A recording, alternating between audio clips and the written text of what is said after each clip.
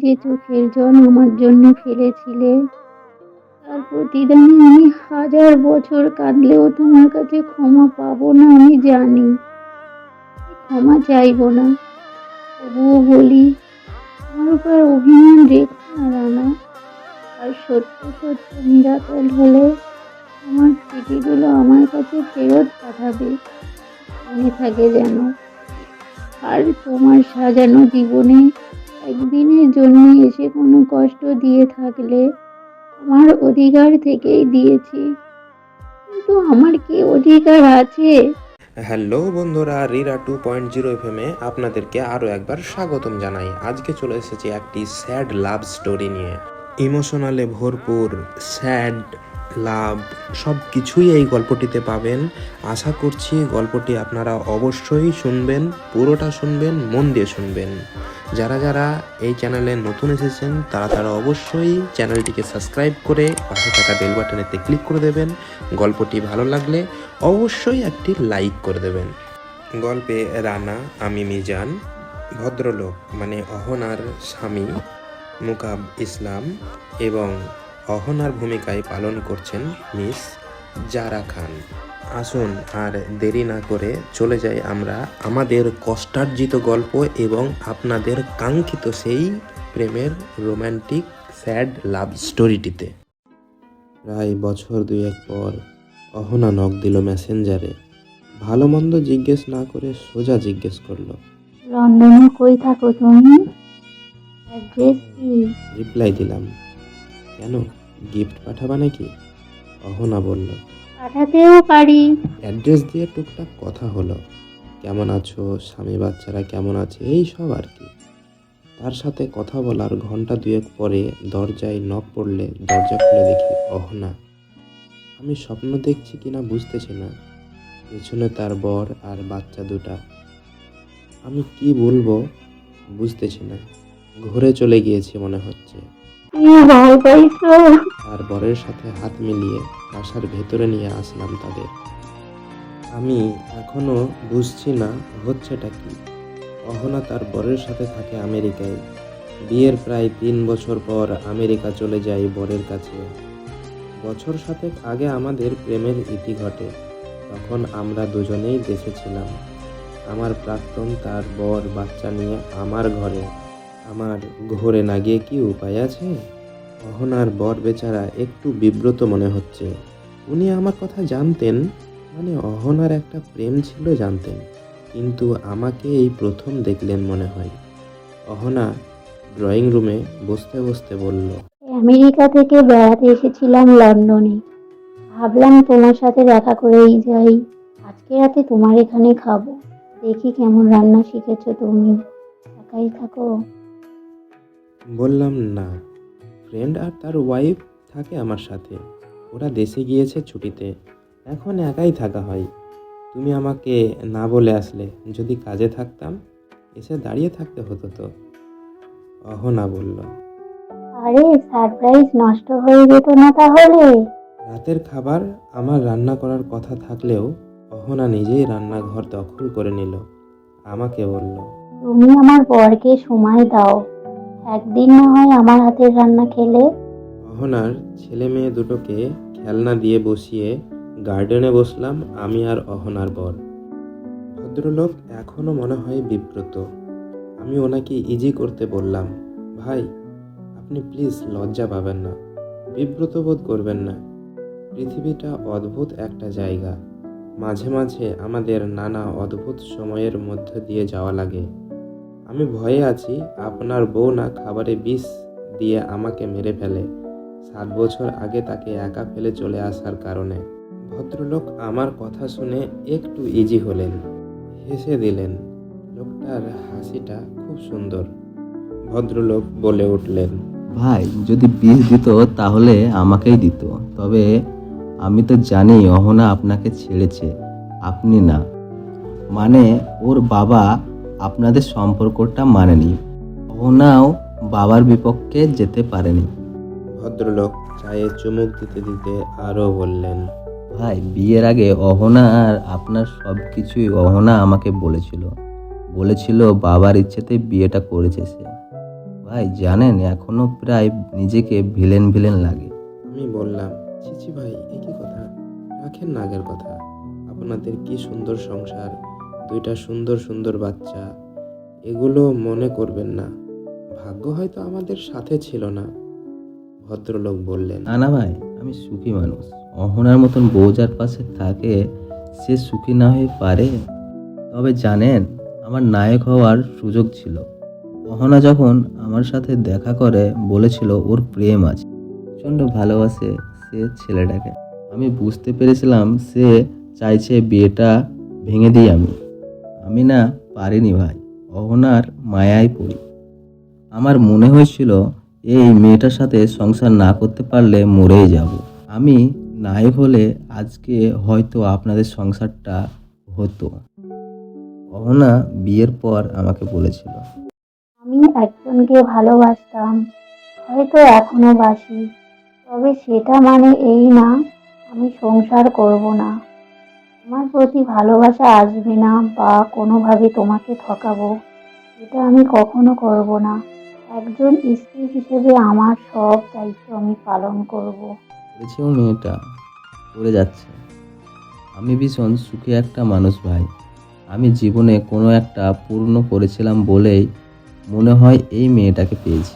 এইটুকু বলতে বলতে ভদ্রলোক কেঁদে দিলেন। আমি এবার বিব্রত হলাম।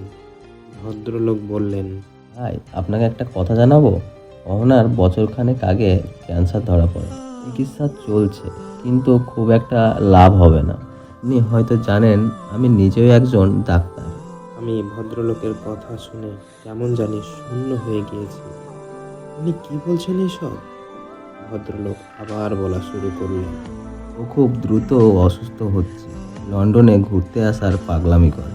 আমাকে বলল, কিছুদিন পরেই মারা যাব, আমাকে একটু লন্ডন প্লিজ ডেকে আনো। আমি পাগলামির প্রশ্রয় দিলাম, কিন্তু এখানে আসার পর জানলাম এখানে আসা শুধু আপনার সাথে একবার দেখা করার জন্য।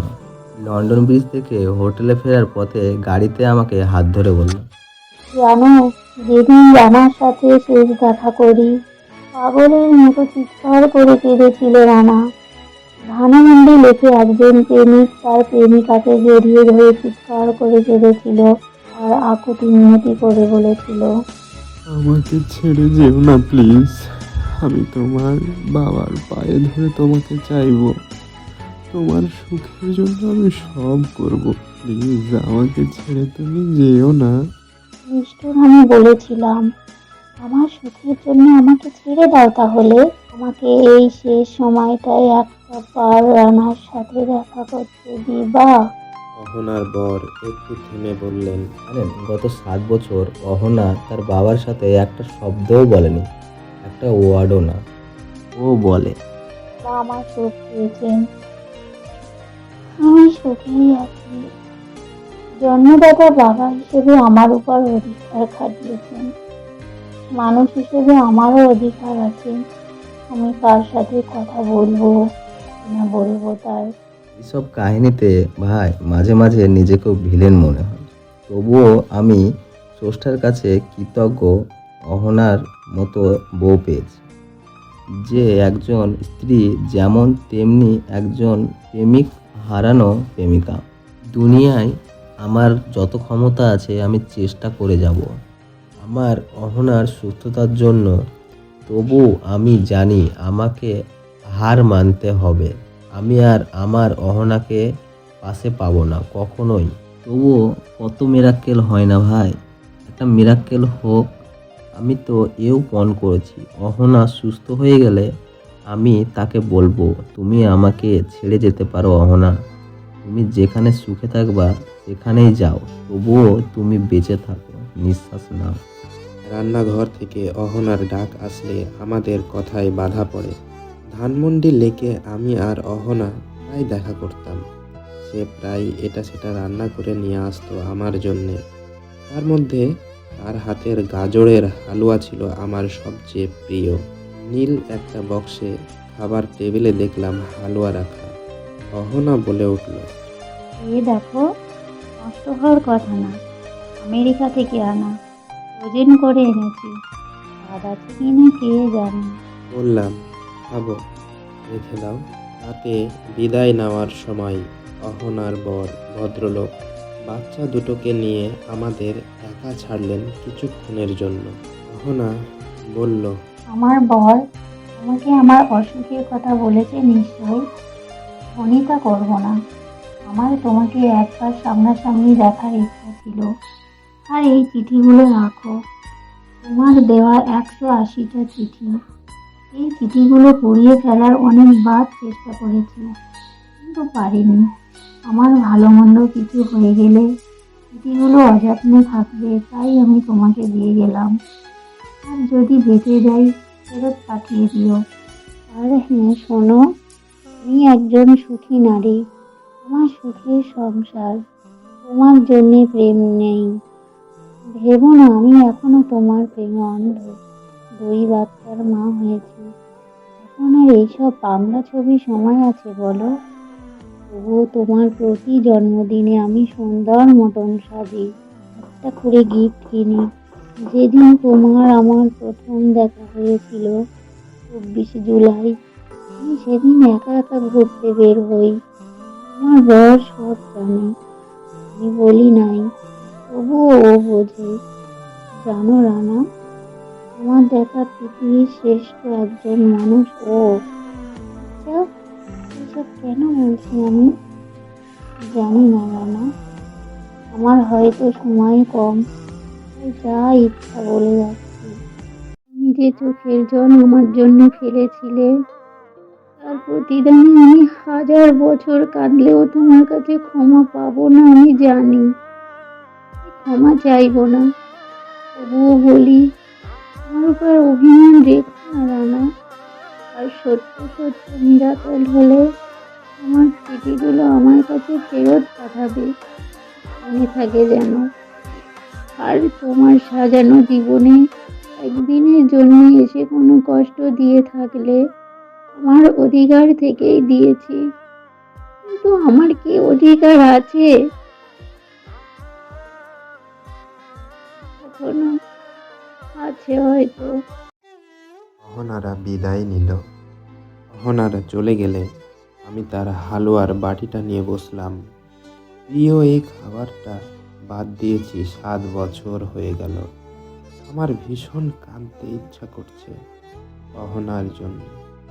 কেন জানি কাঁদতেও পারছি না। আমার ভীষণ ইচ্ছা করছে চিৎকার করে আবার বলতে, আমাকে ছেড়ে যেও না, আমার ভীষণ কষ্ট হচ্ছে। অহনার চিঠিগুলো আমার কাছে যত্নে আছে, তাই বের করে পড়ি আর পুরনো কথা মনে করি। চিঠিগুলো তাকে আর ফেরত দেওয়া হয় নাই। না, কোনো মিরাক্কেল অহনার সাথে হয়নি।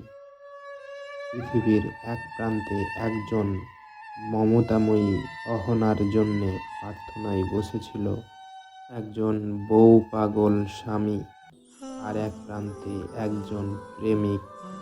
তবুও স্রষ্টার মন গলে নাই। তবুও অভিমানী অহনা আর আমাদের সাথে থেকে যায়নি, চলে গেছে না ফেরার দেশে।